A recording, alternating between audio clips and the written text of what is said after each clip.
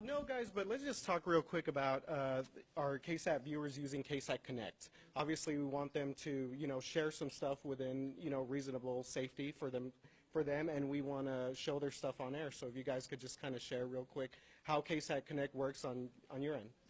It is the coolest tool ever because when you put your picture in with KSAT Connect, we see it almost immediately, which is awesome. And so right now, most of the pictures we have in there are just kind of fair weather pictures because we haven't seen the storms just yet. But once the storms start rolling through, that's when you can send us pictures of hail sizes. One of the great things that you can do if you put hail in your hand and put it next to some coins, dimes, quarters, that really shows us how large or small the hail is when it comes through. Now, when the picture comes in on this KSAT Connect app, you can see it here on our tablet. We can put it up on our tablet, and within seconds, we can actually have it on the air. So when a storm rolls through your area, you take that picture, you upload it, and within a minute or two, we can have it on the air to show everyone else around you what's going on. Now, as RJ mentioned, we want you to do this safely. So if you've got a tornado warning or severe thunderstorm warning in your area, please don't run out in the middle of it to take pictures. But after the storm rolls through, you may be able to go out and take pictures of the hail on the ground.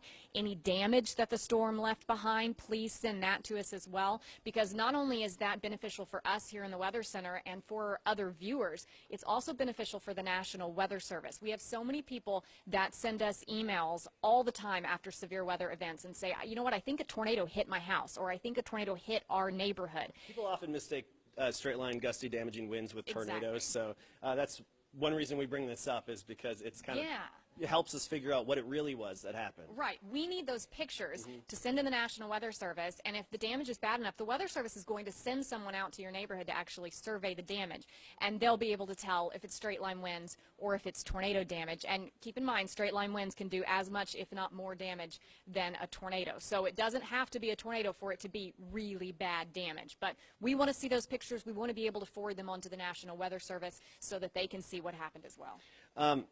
We have a lot of technology in meteorology, both here at KSAT and at the National Weather Service and so on and so forth. But KSAT Connect is one example of how and why we need eyes out there. We need people out in this situation to report back, because our technology is good, but it's limited. It only can do so much. Like we were talking about yesterday, we could see a huge radar echo and think, wow, that should be a big hail core. Keyword, should be. But is it? Our training would say that's a hail core.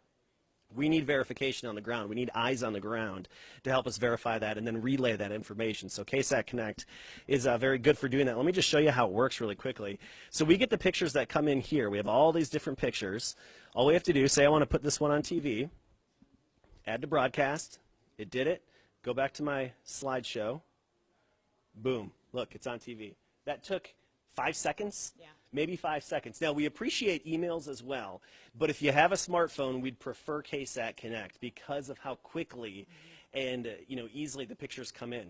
Because it could take 4 or 5 times as long to get a picture from an email up on the air than what it takes for KSAT Connect. Because of the graphic system that we use, we have to take the email, take the picture from the email, save it to the computer, convert the file, upload it into the graphic system, get the size just right, because everybody's got different size photos and the way they're taken, and then put a caption on it. Whereas this all has the information. You've captioned it. You've geolocated it.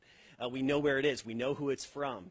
And it just makes it so much quicker and easier, and then we're more likely to use the picture as well. Right. Yeah, well, and when you're in the middle of severe weather, part of the reason when we cut into coverage we go continuously is because things change so quickly. So when you can get us these pictures in even quicker than what you could with email or with Facebook or Twitter or something like that, then we can get them on the air quicker. We can show that change even quicker on the air.